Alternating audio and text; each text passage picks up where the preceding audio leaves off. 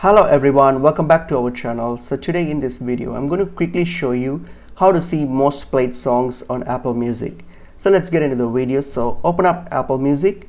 So once you have opened up Apple Music, so what you're going to do, hit on this browser tab here on your bottom, click on the browser tab. So here just scroll down and you'll see a lot of categories here, but we're going to scroll down until we get to this daily top 100 category here. So here, if you want to see the most played songs on globally, so you can simply select the top 100 global, and here this will list all the most played songs around the world, and this list will be updated, will generate by Apple, and it will be updated every day as mentioned here. So this is where you can see the most played songs across the world.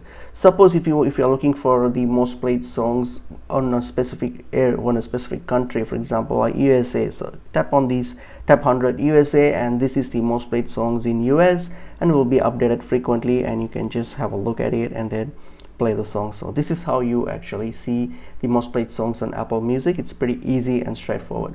Hope this video was helpful. I will see you in another video. Thank you.